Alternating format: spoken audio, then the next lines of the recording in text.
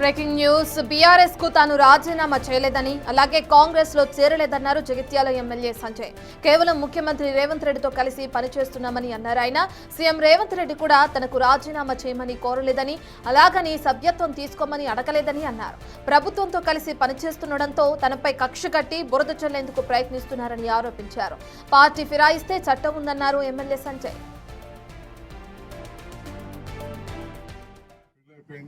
చెప్పిన ఇంకోసం పనిచేస్తాను గౌరవ ముఖ్యమంత్రి రేవంత్ రెడ్డి అందరితో కూడా కలిసి పనిచేయడం జరుగుతూ ఉంది. మన ముఖ్యమంత్రి ఏ రకంగా నిర్ణయం తీసుకోమంటే ఆ రకంగా మన స్థానిక సంస్థలు నిర్ణయం తీసుకున్నాం.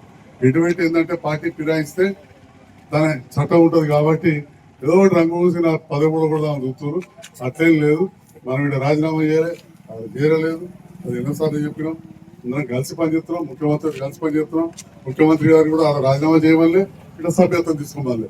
ఎవరో కలిసి మంచిగా కలిసి పనిచేస్తే వాళ్ళకు అన్ని విధాలు వారు కూడా సహకరిస్తారు. ఒక బిడ్డ పెళ్లి అయిపోయింది, మొదలు చెప్పిన ఇంకోసం పనిచేస్తాను.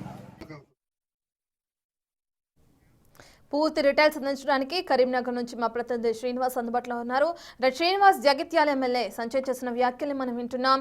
సీఎం రేవంత్ రెడ్డితో కలిసి నేను కేవలం పనిచేస్తున్నాను అంతే, ఆయన రాజీనామా చేయమని నన్ను అడగలేదు, అలాగే సభ్యత్వం తీసుకోమని కూడా నన్ను అడగలేదని చెప్పి ఆయన కామెంట్స్ చేస్తున్నారు. వాటిని ఎలా చూడొచ్చంటారు శ్రీనివాస్?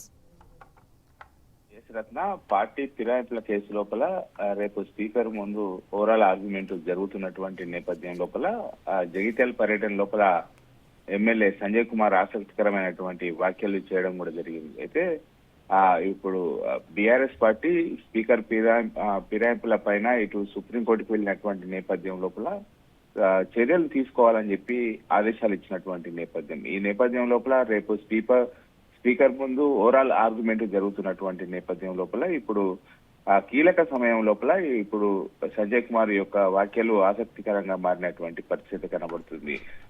తాను ఉన్న ఒక బిడ్డ పెళ్ళైపోయింది, ఇప్పుడు ప్రజల కోసం పనిచేస్తున్నాను, మీకోసం చేసే బాధ్యత కూడా నాది, పార్టీ మారితే చట్టం ఉంటుంది, ఏదో ఒక రంగు తనపై పూసి తన పార్టీ ఊడగొట్టాలని కొంతమంది ప్రయత్నం చేస్తున్నారు.